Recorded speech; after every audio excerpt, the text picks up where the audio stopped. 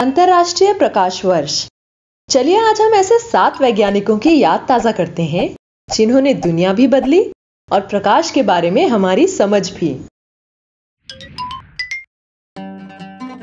11वीं सदी के वैज्ञानिक इब्न अल हैथम को राजा ने आदेश दिया कि नील नदी में बार बार आने वाली बाढ़ का बंदोबस्त कर दो। पर जल्द ही इब्न अल हैथम की समझ में आ गया कि यह काम असंभव है। फांसी चढ़ने से उन्होंने बेहतर समझा पागलपन का ढोंग करना। अगले 11 साल तक उन्हें नजरबंद रखा गया। अल हैथम को तकलीफ तो उठानी पड़ी, पर इन्हीं 11 सालों ने उन्हें फुर्सत भी दी। इसी दौरान उन्होंने किताब अल मनाजिर नाम की एक किताब लिखी, जिसमें उन्होंने यह बताया कि हम चीजों को देख सकते हैं क्योंकि प्रकाश हमारी आंखों के अंदर जाता है। इससे पहले तो अभी तक उल्टा ही माना जाता था कि रोशनी हमारी आंखों से निकलती है और जब वो चीजों पर गिरती है चीजें दिखाई देने लगती हैं। अल हैथम के 800 साल बाद ऑगस्टिन जो फ्रेनेल ने हमारी आंखें और भी खोल दी। प्रकाश तरंगों की तरह आगे बढ़ता है और इस बारे में शोध करते करते उन्होंने एक लेंस बनाया जिसे अब उन्हीं के नाम पर फ्रेनेल लेंस कहते हैं। फ्रेनेल लेंस रोशनी को कोहरे में बहुत दूर दूर तक पहुंचाने में मदद करता है। जहाजों को किनारे की जमीन और चट्टानों से बचाने में यह बहुत काम आया। रोशनी एक तरंग के रूप में होती है। यह सिद्धांत बताने के कारण फ्रेनेल वैज्ञानिकों में तो मशहूर हुए, पर साथ ही जहाजों के कप्तानों के बीच उन्होंने बहुत सम्मान पाया। बचपन में पढ़ाई में पीछे रहने वाला यह बच्चा जो उम्र के 8वें साल तक पढ़ नहीं पाता था, वही आज रोशनी के तरंग सिद्धांत का पिता माना जाता है।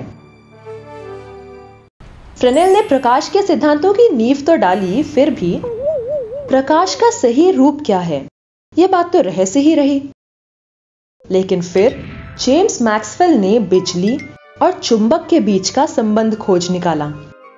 उन्होंने यह साबित किया कि विद्युत यानी बिजली की तरंग और चुंबकीय तरंग दोनों इकट्ठा मिलकर प्रकाश बनाती हैं। प्रकृति में पाई जाने वाली बिजली और चुंबक जैसी 2 अलग अलग शक्तियां या बल एक दूसरे से किस तरह जुड़े हैं, यह दुनिया में पहली बार मैक्सवेल ने दिखाया। हमारे अगले हीरो एल्बर्ट आइंस्टाइन पर मैक्सवेल का भारी प्रभाव रहा।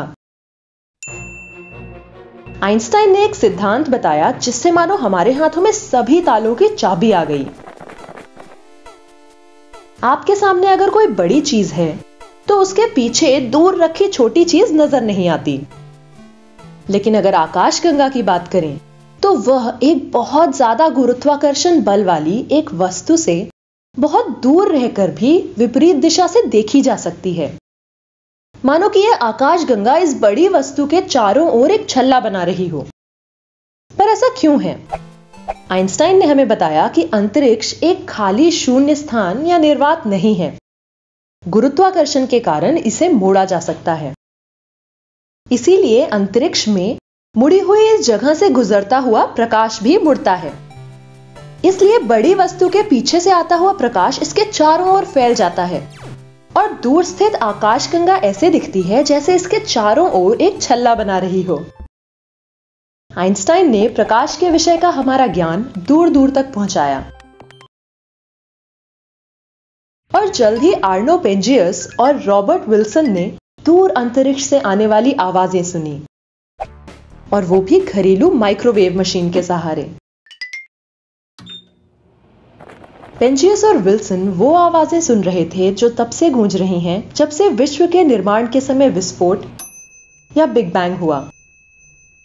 पहले वो समझे कि ये आवाजें शायद कबूतरों द्वारा एंटेना पर की गई गंदगी की वजह से आ रही होंगी, लेकिन गंदगी साफ करने पर भी वो आवाजें आती रहीं और इन्हीं के द्वारा विश्व के निर्माण का रहस्य समझने में मदद हुई। इस खोज के लिए उन्हें नोबेल पुरस्कार मिला। रोशनी के इस रास्ते में हमारे आखिरी हीरो हैं चार्ल्स काउ। 1960 के करीब सभी इंजीनियरों का मानना था कि टेलीफोन या संवाद के लिए कांच एक उपयोगी माध्यम यानी काम की चीज नहीं है। लेकिन चार्ल्स काउ और जॉर्ज हॉकम का यह विश्वास था कि कांच तांबे से कहीं ज्यादा बढ़कर इस काम आएगा। उन्होंने यह पाया कि कांच के शुद्ध रेशों के अगर बंडल बनाए जाएं, तो वो सूचना को बहुत बड़े पैमाने पर दूर और जल्दी से पहुंचा सकते हैं, वो भी रोशनी के सहारे। जी हां, काओ जी को बहुत बहुत धन्यवाद। आज उन्हीं की वजह से हम मोबाइल फोन या इंटरनेट का इस्तेमाल करके दुनिया के किसी भी कोने में एक पल में संपर्क कर सकते हैं।